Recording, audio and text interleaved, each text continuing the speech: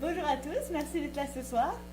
Donc, moi, je suis Lucie Rusbach, je fais partie du comité scientifique du colloque éducatif présent. Et avec mes collègues, on a travaillé en collaboration avec le comité communication qui va vous présenter le magnifique programme qu'ils ont concocté pour cette année. Merci beaucoup. Donc, premièrement, la superbe affiche est faite par Florent Michelot, ici présent. OK, donc, comme vous savez, ça va se dérouler le 9 et 10 mars au pavillon. Donc, ici même, ça sera la salle principale pour les événements un peu plus rassembleurs, pendant que les présentations seront à l'étage du sous-sol.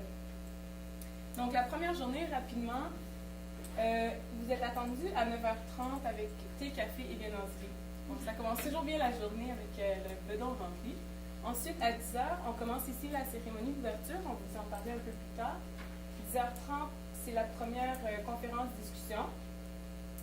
Et ensuite, on dîne donc, dans l'espace où il y a la super statue. Vous avez dit sur la molécule. Aucune idée. Donc, on l'appelle le salon des exposants. Et c'est aussi l'endroit où il va y avoir la présentation par affiche. Donc, pendant le colloque, les affiches seront toujours installées. En après-midi, c'est la première section de communication orale. Donc, il va y avoir 4 salles avec chacune une thématique. Et donc, on aura 3 participants par thématique, donc 12 qui seront dans la section A. Ensuite, on vous invite à une pause café. La présentation par affiche à 14h30, vous êtes invités à venir voir les participants, à poser des questions, etc. Et il va y avoir aussi un deuxième moment pour le faire, mais ce sera les mêmes affiches, juste que ce sera le moment plus pour les évaluateurs. Donc, la deuxième section de communication orale, cette fois-ci, il y aura 5 salles, donc 15 présentateurs à ce moment à 15h15. Et on finit la journée en beauté, donc avec un petit réseautage, un petit peu de comme aujourd'hui. Comment? Mais en mieux, mais je veux dire, un événement où on se rassemble, là, il va y avoir plein de monde, parce que tout le monde va être là. Jour 2, on commence avec une conférence, je vais en parler un peu plus tard. Pause café, donc présentation par affiche, c'est le deuxième bloc que je vous disais pour l'évaluation. 11h15, donc c'est une conférence, discussion, on va en parler aussi plus en profondeur.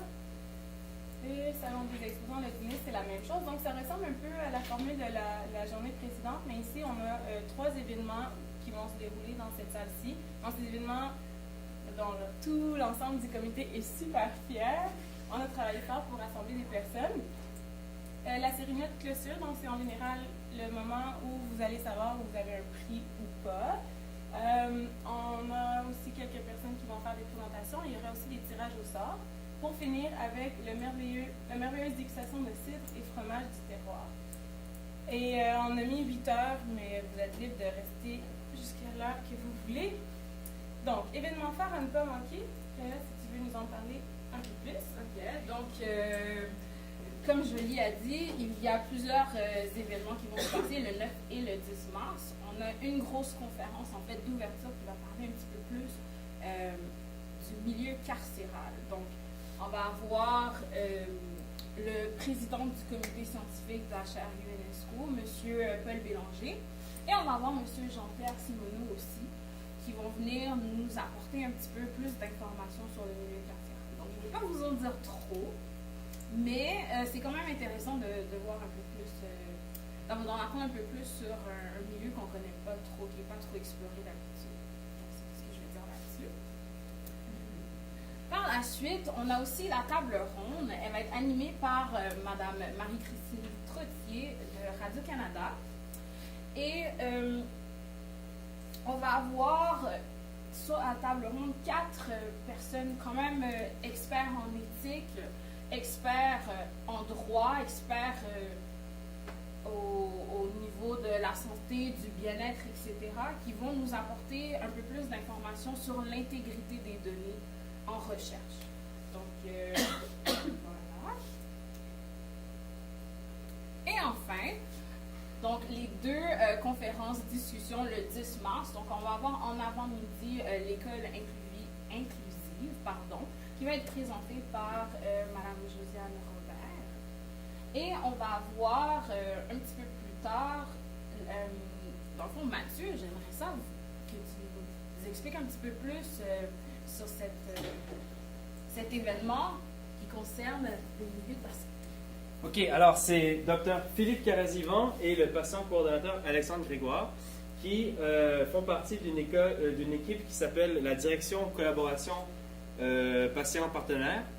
Et en fait, ils vont présenter un projet de nouvelle maîtrise en partenariat avec la Faculté des sciences et d'éducation et la Faculté de médecine.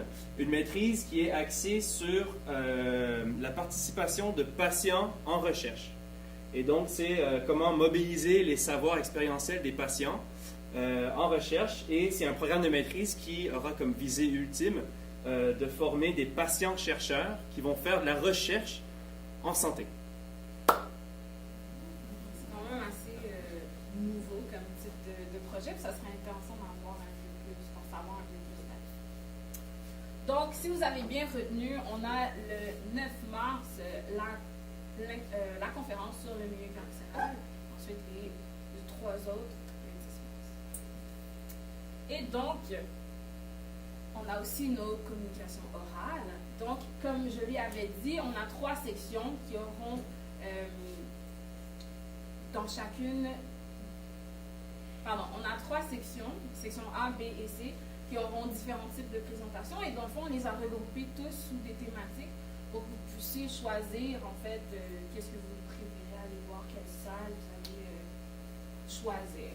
Donc, on a la section A qui regarde un peu, par exemple, la petite enfance ou les regards des praticiens. On a la section B qui parle, par exemple, d'éthique. Donc, c'est quand même assez diversifié et ça a tout un lien avec les différentes voies en éducation. Mais surtout, pour les événements de réseautage, on va avoir une belle petite ambiance musicale avec deux artistes, 2 musiciens. Madame Karine Bouchard au violoncelle et on a Frédéric Alexandre Michaudot au violon. Donc, nous vous invitons à venir à la suite des différents événements, écouter leur musique et discuter avec nous laisser des commentaires, nous laisser savoir comment vous avez apprécié. Voilà.